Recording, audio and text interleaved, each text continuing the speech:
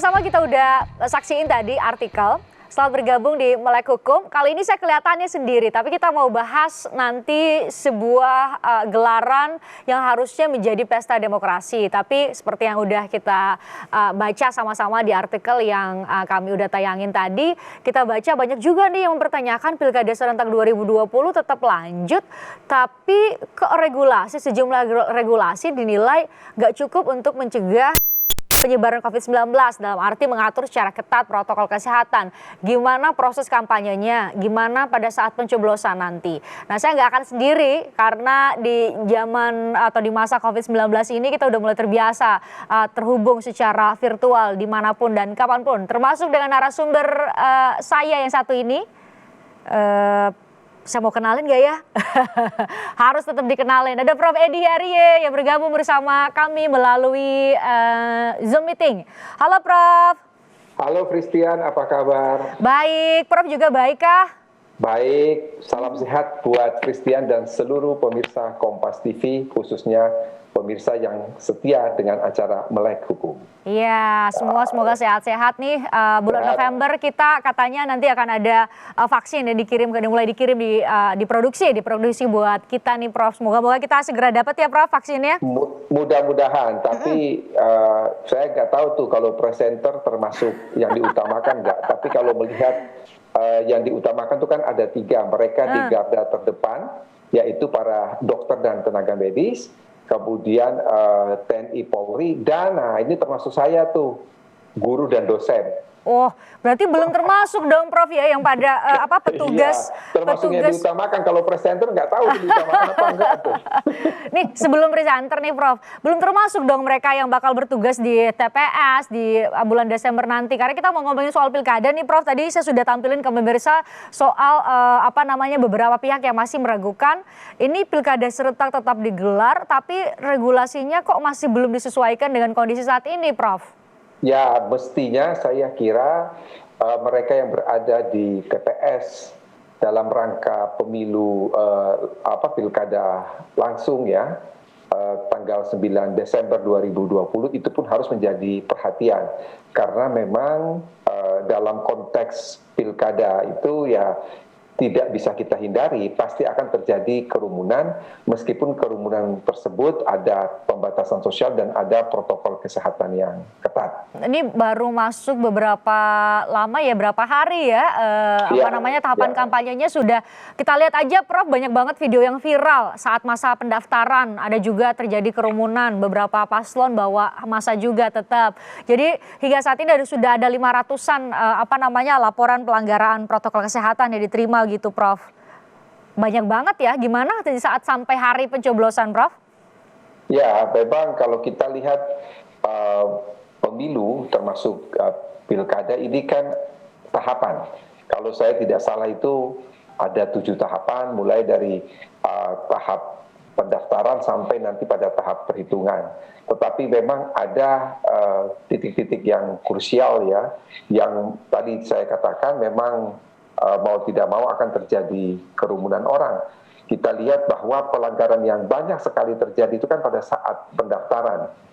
Calon-calon kepala daerah memang mereka menyatakan bahwa sudah menghimbau untuk tidak membawa massa atau tidak turut hadir, tetapi kemudian tidak bisa mereka cegah bahwa massa yang kemudian mengantar mereka untuk mendaftar di KPU.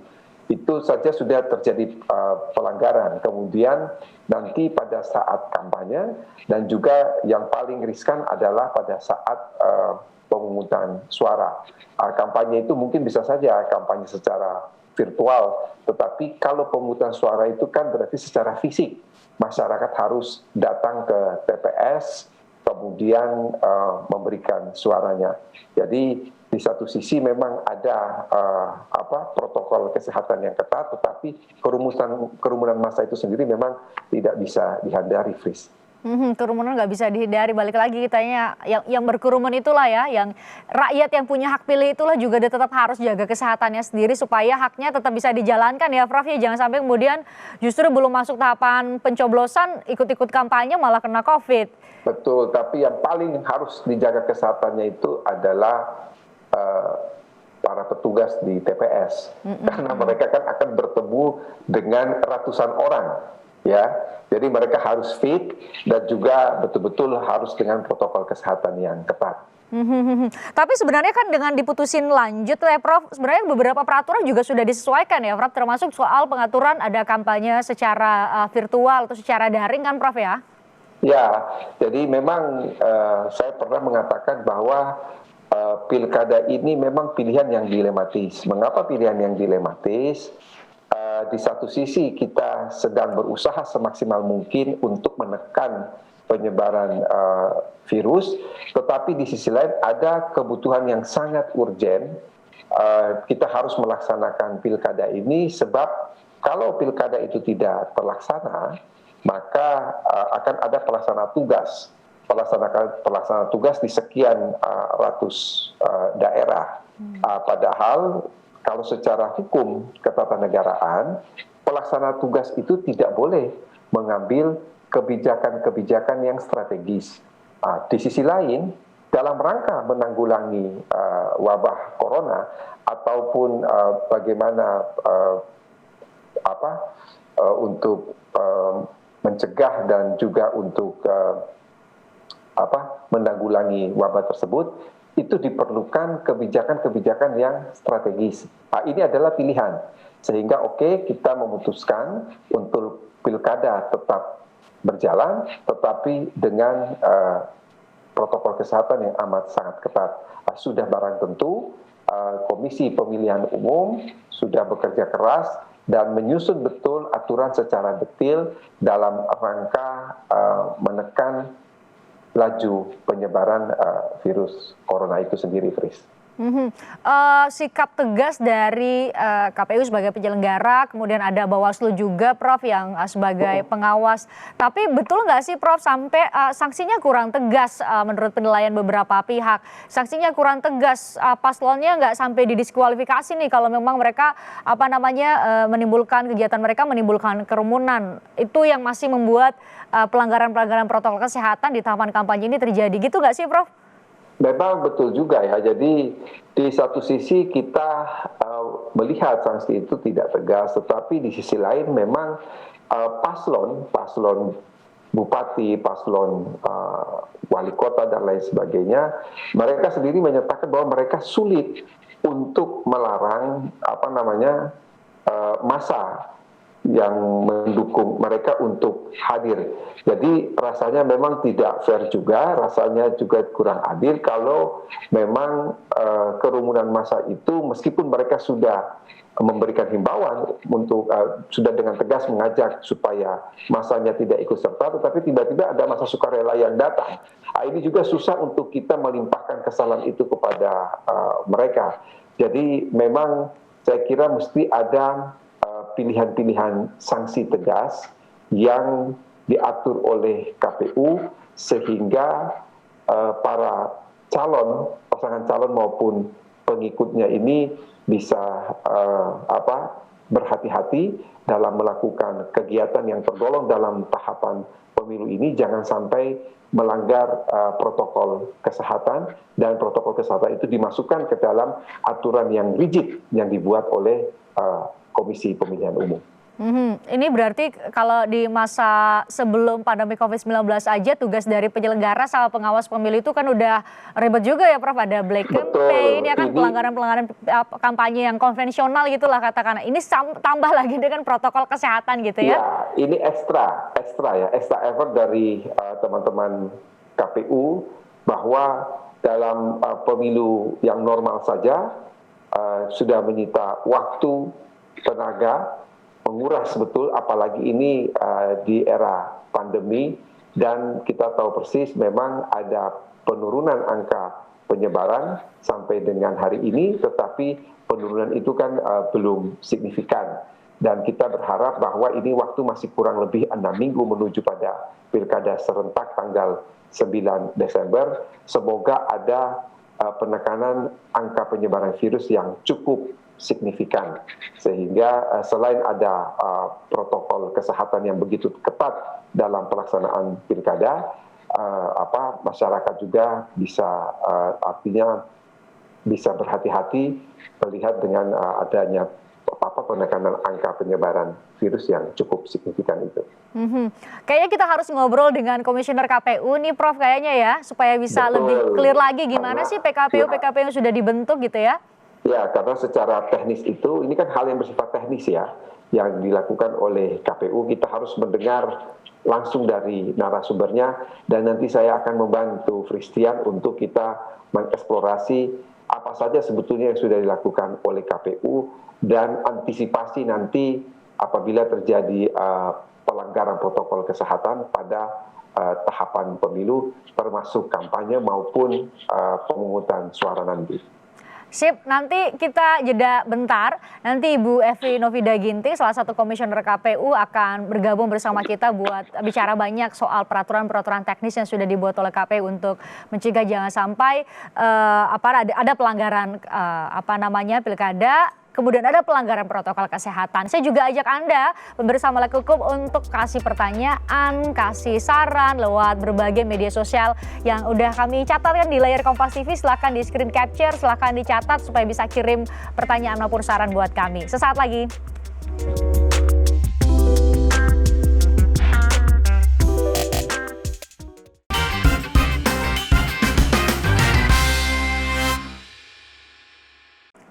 Nah, sudah bergabung bersama saya dan Prof. Edi, ada Komisioner KPU, Ibu Evi Novida Ginting. Saya sapa Bu Evi.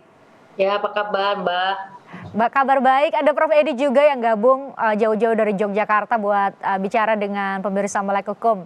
Terima kasih sudah join, Bu Evi.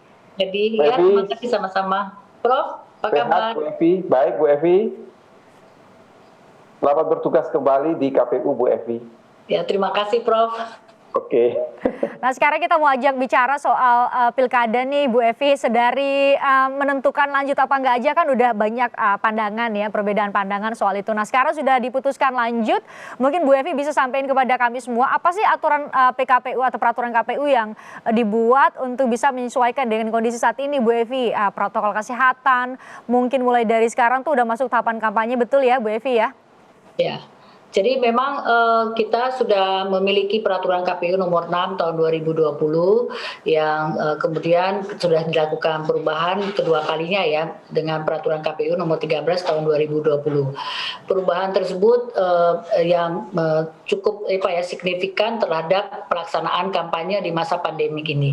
Memang kita berharap ya walaupun ada perdebatan terkait dengan pelaksanaan pilkada di masa pandemi ini, kita harapkan KPU bisa memberikan kenyamanan ya, jaminan bahwa pemilihan kepala daerah bisa berjalan dengan baik dan juga terlaksana, tetapi juga keselamatan dan kesehatan masyarakat pemilih ini tetap kita jamin juga dalam penyelenggaraan pemilihan kepala daerah 9 Desember 2020 nantinya.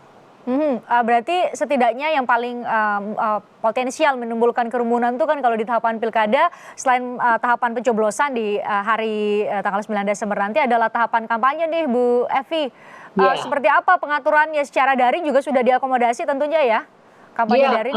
Memang kita melarang ya kampanye yang melibatkan banyak orang ya, yang cukup besar seperti misalnya rapat umum ya. Rapat umum, kemudian kegiatan kebudayaan, kegiatan olahraga, perlombaan, konser musik, bazar ya, itu semua kita larang ya. Kemudian kita harapkan ini bisa dilakukan dengan cara daring gitu ya. Sehingga walaupun melibatkan orang banyak tapi tidak secara fisik bisa berkumpul langsung ya.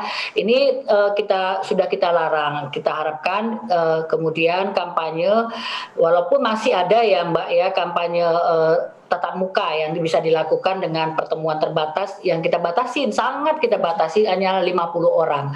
Nah, ini dengan protokol kesehatan juga yang ketat. Jadi masih ada, cuman ini kan untuk mengakomodir daerah-daerah yang kesulitan dengan jaringan gitu ya. Sehingga dalam pilkada ini kampanye ini kan maknanya besar ya, untuk meyakinkan pemilih ya, untuk mengajak pemilih menggunakan hak pilihnya dan memilih si pasangan calon. Jadi pasangan calon ini dalam ruang kampanye ini dia menyampaikan visi, misi dan programnya, sehingga dengan cara melalui kampanye lah dia bisa mengajak orang untuk memilih dia gitu ya. Ini tentu komunikasi dua arah yang kita harapkan bisa terjadi. Maka begitulah pentingnya sebenarnya bisa tatap muka ya, tapi sekarang kan tatap muka bisa dilakukan dengan virtual, dengan daring gitu ya. Ini kan bisa dilakukan seperti yang kita lakukan sekarang ini gitu ya. Jadi tentu paslon itu bisa menyampaikan visi misi dan programnya melalui cara-cara seperti dialog yang kita lakukan seperti ini. Ini yang kita harapkan bisa kemudian dimanfaatkan dan digunakan melalui media sosial maupun daring ya oleh pasangan calon, sehingga pertemuan tatap muka yang tadinya masih ada dengan jumlah yang cukup kecil itu kemudian bisa ditinggalkan dan kemudian bisa beralih semuanya melalui daring dan medsos. Nah, setelah beberapa waktu tahapan kampanyenya sudah berjalan nih, Bu Evi, sudah ada data tingkat kepatuhan atau setidaknya lebih banyak mana sih yang milih kampanye secara daring atau kampanye tatap muka dari data KPU? Ya, kita memang menemukan paslon ini masih perlu persiapan ya di dalam menjalankan kampanye dengan metode daring dan melalui media sosial ya. Ini memang persiapannya perlu, memang butuh waktu yang harus dilakukan oleh paslon. Tetapi mereka memang masih juga melakukan tatap muka ya. Ini persoalan budaya cara kita melakukan kampanye yang sudah cukup lama ya, sehingga ini agak perlu waktulah untuk meyakinkan paslon bahwa dengan cara metode daring dan juga melalui media sosial ini bisa dilakukan dan efektif gitu ya. Nah, ini tentu perlu waktu bagi paslon untuk bisa menjalankan kampanye tersebut. Butuh waktu ternyata Prof ya, sudah diatur melalui peraturan KPU, tapi ternyata kebaruan-kebaruan yang diatur di berbagai peraturan yang ada ternyata belum langsung bisa serta-merta langsung diterapkan ya Prof ya? Ya, itu ya namanya saja new normal ya. Jadi bayangkan selama ini pilkada itu berlangsung dalam keadaan normal, kerumunan massa, arak-arakan dan lain sebagainya. Tiba-tiba sekarang paslon hanya berkampanye, dia berada di depan laptop, lalu kemudian itu terhubung. Dan saya harus memberikan apresiasi kepada KPU yang sudah menyusun aturan dengan mengakomodasi berbagai kemungkinan yang ada. Seperti tadi dikatakan oleh Mbak Evi, memang misalnya di wilayah-wilayah tertentu, itu tidak gampang jaringannya. Oke, untuk tidak gampang jaringannya, dilakukan kampanye tatap muka tetapi dengan protokol yang ketat. Saya kira itu sudah sangat baik sekali itu. Sudah sangat baik sekali. Nah, tinggal di tataran implementasinya nih Prof ya.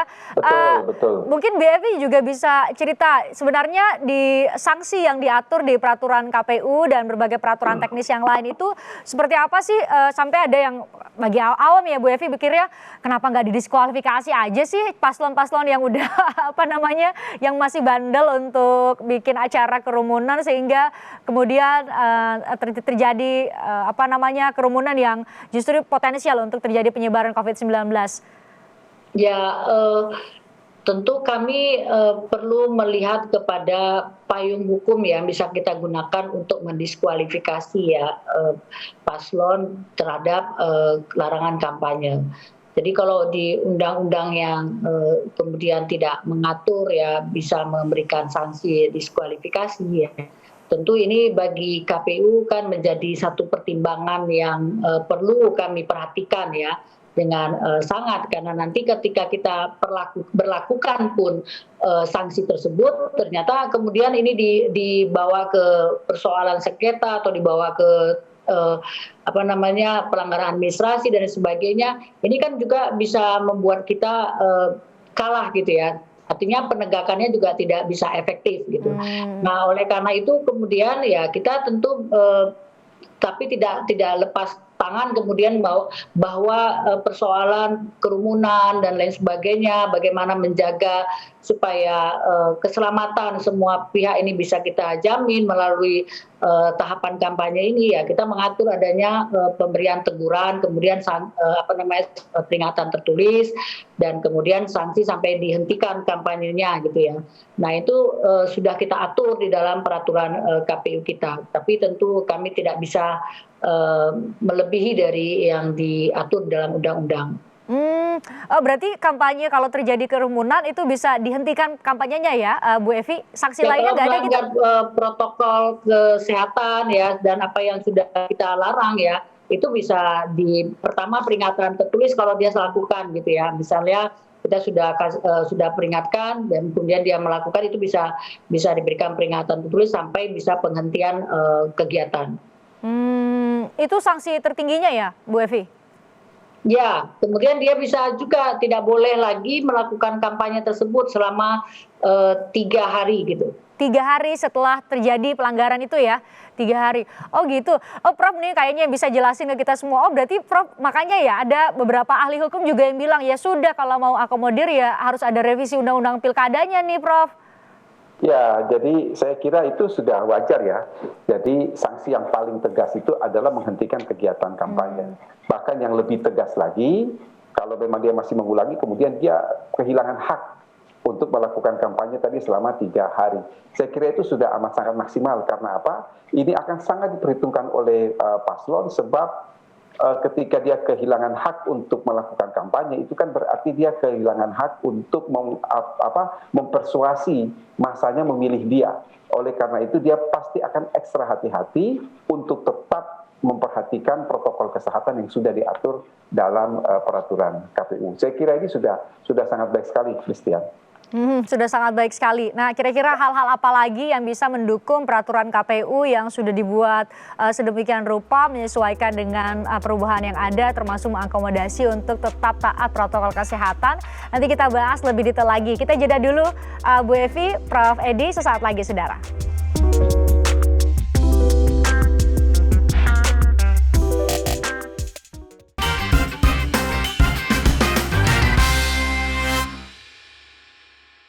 Nah, di tahapan pendaftaran beberapa waktu lalu ada banyak sekali video yang viral. Kita lihat ada beberapa calon petahana maupun calon kepala daerah yang baru bawa masa juga akhirnya. Meskipun mungkin seperti kata Prof Edi tadi, kita nggak mungkin salahin 100% kepada calon yang mungkin banyak pendukungnya yang mungkin memang merasa tidak afdol memberikan dukungan kalau nggak hadir di saat pendaftaran.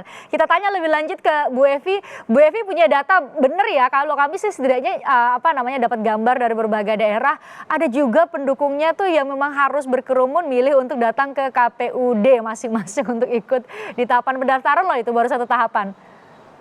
Ya, memang pada waktu masa pendaftaran ya, tahapan pendaftaran itu memang terjadi ya kerumunan ataupun arak-arakan yang mengiringi pasangan calon pada waktu pendaftaran ke KPU. Kami sebenarnya sudah menerapkan protokol kesehatan ya, tapi memang sampai ke lingkungan di KPU ya, di mana di bawah kuasanya KPU gitu ya, itu tentu kami bisa jamin seluruh protokol kesehatan itu sudah kita jalankan, dan mereka tidak boleh masuk semua, jadi yang berkaitan saja yang terlibat dalam proses pendaftaran tersebut, seperti misalnya pasangan calon dan tim pengusungnya, partai politik pengusungnya. Nah ini semua yang bisa hadir, tapi yang lainnya tidak dibenarkan untuk ikut. Nah di luar dari itu memang kita tidak menjadi wilayah kuasanya KPU gitu ya untuk menangani arak-arakan maupun kerumunan. Tapi kemudian begitupun KPU telah kemudian mengatur ya, memberikan arahan kepada teman-teman di bawah untuk bisa berkoordinasi ya pada masa penetapan calon. Itu kan tertutup ya rapat plenonya, kemudian besoknya itu pengundian nomor urut. Nah, ini sudah tidak terjadi lagi ya, walaupun ada satu-satu yang masih kita lihat ada kerumunan, tapi sudah sangat signifikan ya, dipatuhi ya, kemudian diikuti oleh pasangan calon di hampir semua wilayah yang melakukan pengundian nomor urut, di mana tidak ada lagi arak-arakan dan kemudian dibuat live streaming sehingga bisa disaksikan ya. Walaupun sebenarnya pendaftaran pun dilakukan live streaming bargaining, tetapi ya kita memang tidak bisa mengendalikan ya antusiasme dari pendukung tersebut. Tentu harapan kami ini semua menjadi concern bersama di paslon ya, paslon dan tim kampanye, sehingga mereka bisa mengendalikan dan bisa kemudian mematuhi protokol kesehatan ini dengan penuh tanggung jawab, sehingga apa yang kita lakukan, tahapan kita itu tetap bisa berjalan dengan tenang, tertib, dan sesuai dengan protokol kesehatan. Semua ini memang kita harapkan besar sekali komitmen dari pasangan calon maupun tim kampanye yang bisa dipatuhi ya. Begitu Mbak. Prof Edi, kalau dengar cerita dari Bu Evi, nggak mungkin KPU kita biarkan kerja, dalam tanda petik kerja sendiri ya Prof ya, butuh kontribusi dari semua pihak ya Prof, paslon, pendukungnya, pihak kepolisian, Bawaslu, ya Prof ya?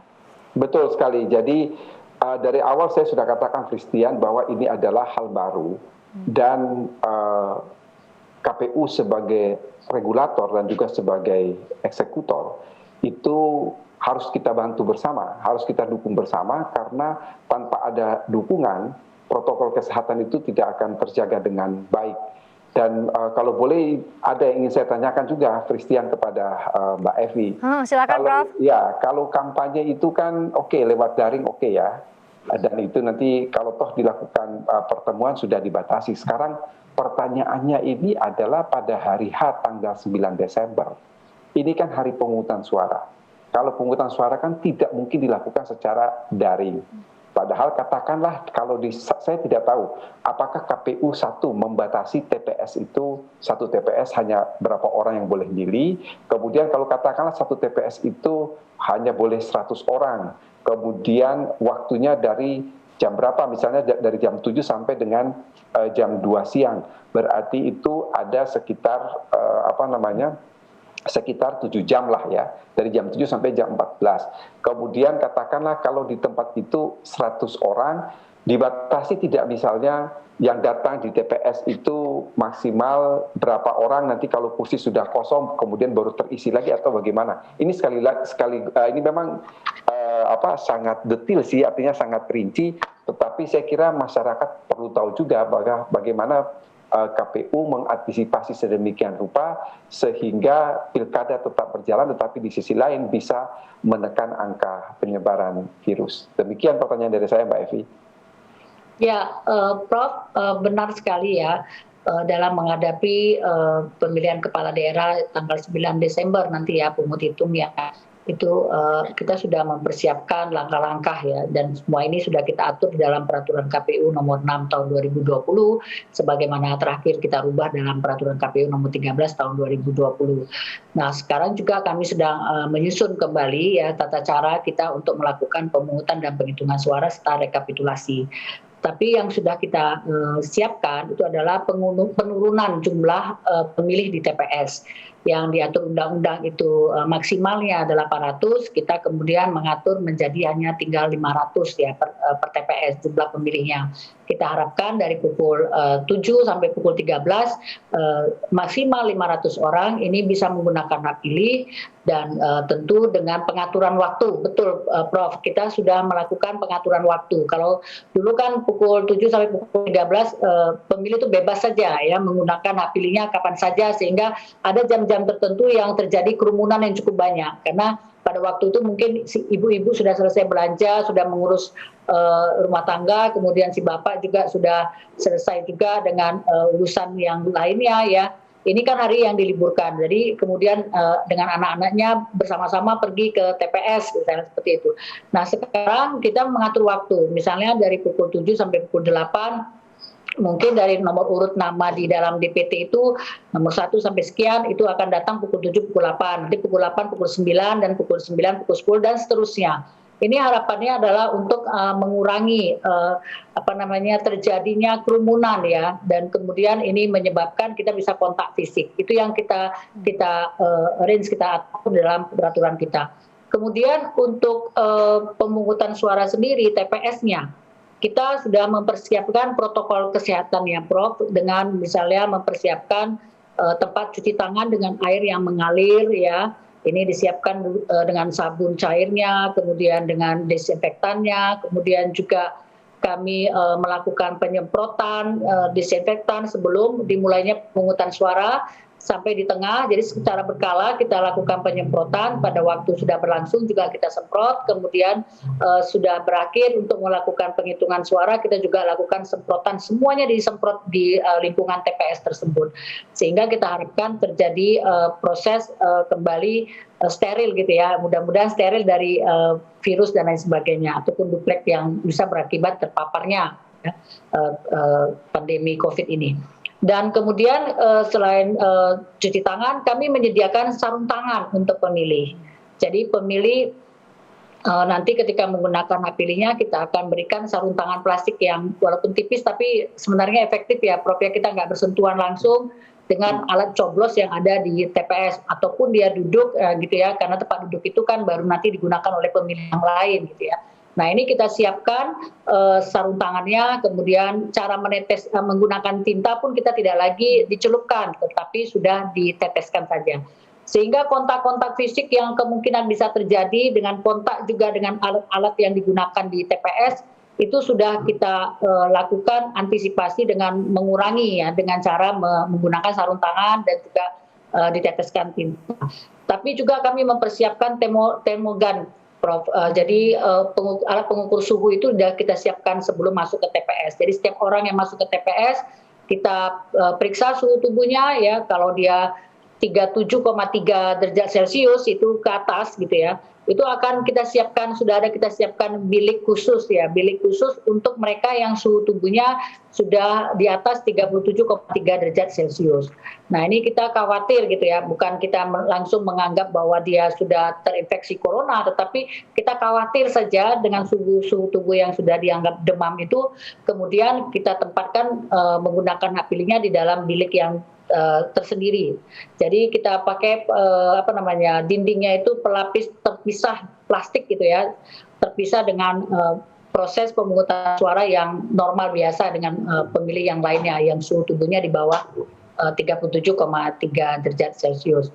Ini yang kita atur di TPS sehingga kita bisa meyakinkan pemilih ya, termasuk juga alat cuci tangan di luar TPS ketika sudah keluar. Jadi seluruh proses alurnya ini nanti berjalan seperti itu, Prof. Jadi sudah dijalankan dengan protokol kesehatan yang ketat, dengan harapan kami kemudian melalui ini, sebenarnya saya beruntung ini diundang di sini karena ini bisa kami sosialisasikan gitu ya, bahwa kemudian supaya pemilih bisa datang ke TPS merasa nyaman, merasa terjamin kesehatannya, datang sehat, tentu pulang juga harus sehat gitu ya, tidak terpapar COVID-19 ini. Itu yang kami siapkan. Dan kepada pemilih juga selain mengatur waktu, kami meminta mereka untuk menggunakan masker ya. Karena memang kan semua sekarang kalau keluar rumah sudah diwajibkan menggunakan masker. Tapi mana tahu ada yang, ya kalau di kota besar sepertinya Prof sudah patuh semua ya Prof, karena ada penertiban gitu ya. Tapi di daerah-daerah yang cukup jauh dan di pedalaman itu kita juga sudah siapkan masker cadangan yang bisa diberikan kalau misalnya ada maskernya rusak atau sudah tidak baik lagi untuk digunakan, itu kita siapkan juga, Prof. Dan juga pemilih kita minta untuk membawa alat tulis sendiri ya untuk mengisi absensi daftar hadir di TPS. Jadi ini memang ada pertanyaan, kenapa sih kok pemilih diminta membawa alat tulis? Tapi sebenarnya kalau kita lihat kembali kepada keselamatan si pemilih, ini sekarang kan kita memang dianjurkan untuk kita sholat bawa sajadah sendiri, bawa mukena sendiri. Nah, itu semua kan dalam rangka untuk menghindarkan kita bisa terpapar gitu ya Prof, karena kita menggunakan alat kita sendiri. Itu juga yang kita buat di pemberitahuan kita kepada pemilih supaya tidak menggunakan pulpen bersama ya, alat tulis bersama. Meminimalisir ya.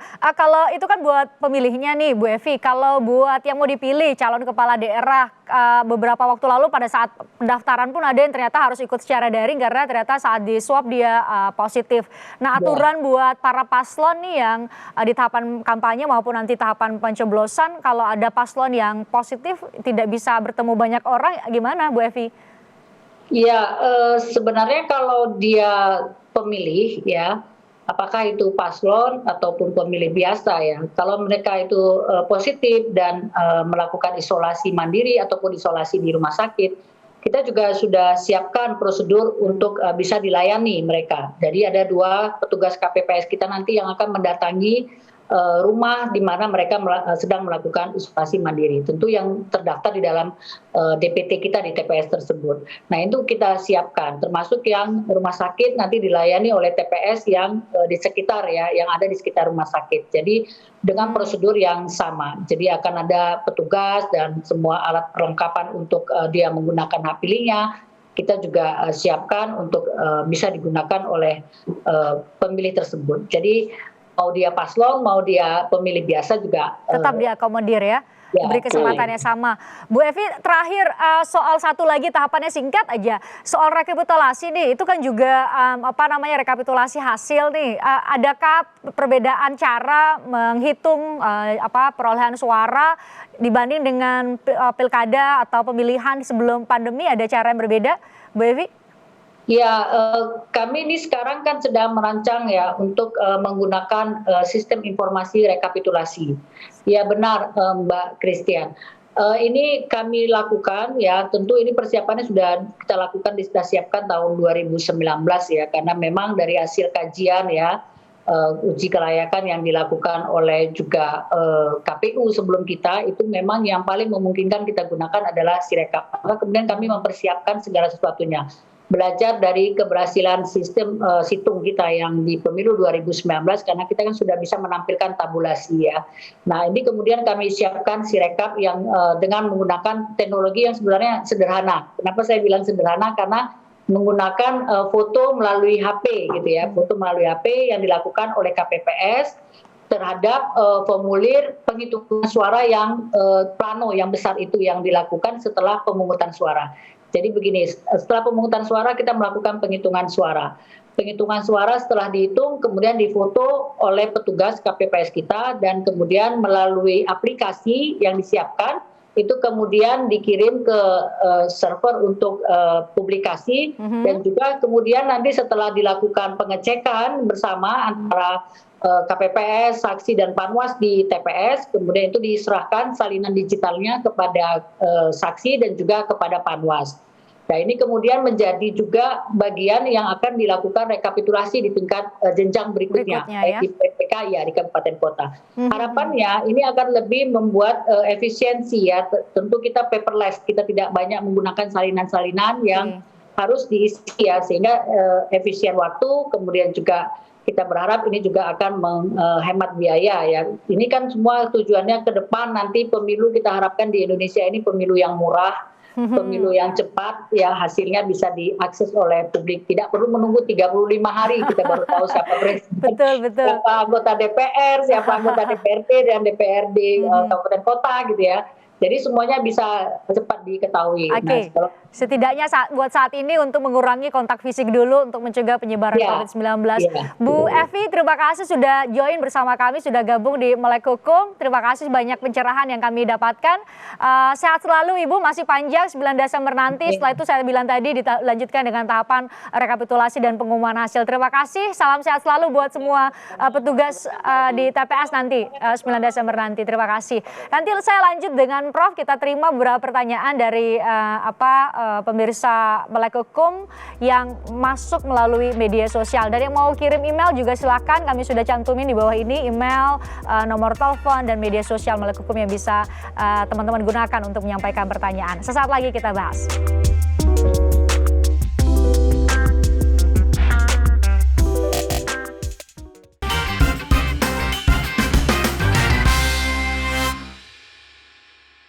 Nah, sekarang sudah sampai di segmen akhir Melek Hukum, saya masih bersama dengan Prof Edi. Prof Edi, jadi gimana nih Prof?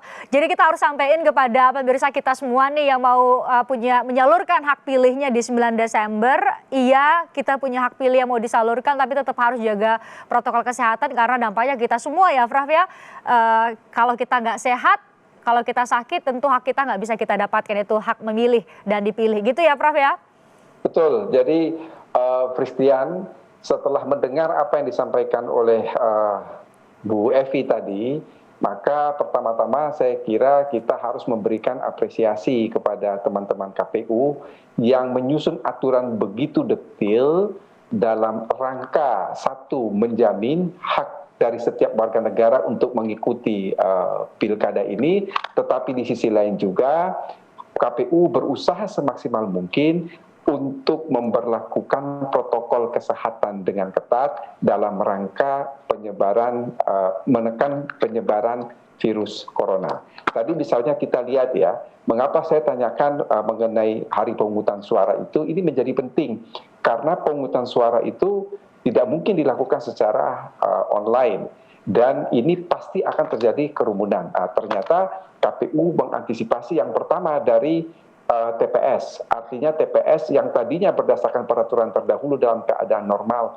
satu TPS bisa maksimal digunakan oleh 800 pemilih, ternyata untuk pilkada di masa pandemi ini hanya 500 pemilih. 500 pemilih itu kalau kita hitung mulai dari jam pemungutan suara, jam 7 sampai dengan jam 13.00, ini kan berarti memakan waktu 6 jam. Kalau 6 jam, berarti paling tidak kurang lebih setiap jam itu ada 90 pemilih. 90 pemilih itu kalau dalam jangka waktu 60 menit, berarti paling tidak jumlah pemilih di tempat pemungutan suara, dia antre dan lain sebagainya, mungkin tidak akan lebih dari 50 orang. Dan ini saya kira fine-fine saja ketika memang betul kita tetap ada jaga jarak. Lalu yang kedua juga kita lihat tadi disampaikan juga oleh Bu Evi bahwa dianjurkan, bahkan kalau bisa sih jangan dianjurkan, tapi diwajibkan. Karena kalau himbauan itu boleh dilaksanakan, boleh tidak. Tapi kalau itu diwajibkan, misalnya para pemilih harus membawa alat tulis sendiri dari rumah. Ini betul-betul untuk mengantisipasi. Lalu kemudian penggunaan tinta bukan lagi celup tapi kemudian ditetesi, lalu kemudian ada penggunaan sarung tangan ketika membuka lembar surat suara dan lain sebagainya. Artinya KPU sudah mengatur ini secara detail dengan ekstra ketat untuk sekali lagi menekan semaksimal mungkin penyebaran virus corona. Sekarang tinggal apa? Sekarang tinggal kesadaran dari kita sebagai pemilih untuk mentaati protokol kesehatan, tetapi tidak menghilangkan hak asasi kita untuk ikut dalam pilkada. Kira-kira begitu, Fristian. Semoga ya Prof, berbagai peraturan teknis yang sudah dibuat bisa ditaati. Seperti kata Prof tadi, kuncinya adalah disiplin dari masing-masing kita sendiri yang mau menggunakan hak konstitusional kita ya Prof sebagai warga negara untuk memilih pemimpin atau kepala daerah di 270 wilayah ya, 9 provinsi, 37 kota dan 224 kabupaten di seluruh Indonesia. Kita doakan sama-sama Prof. Terima kasih sudah join dari Yogyakarta dan bicara di Melek Hukum. Semoga bisa bantu KPU untuk menyosialisasikan berbagai peraturan teknis supaya sama-sama kita harapkan bisa dipatuhi untuk sama-sama kita jaga jangan sampai kekhawatiran selama ini pilkada serentak 2020 tetap dilanjutkan, jangan-jangan jadi bom penyebaran COVID-19. Salah satu cara adalah disiplin kita semua mematuhi protokol kesehatan. Nah itu dia Melek Hukum edisi kali ini kita bahas pilkada. Semoga sama-sama kita jadi lebih taat lagi protokol kesehatan di saat kita mau menggunakan hak pilih kita, hak konstitusional kita, hak memilih dan juga dipilih nanti 9 Desember. Saya Fristian Grich, sampai jumpa di Melek Hukum edisi berikutnya.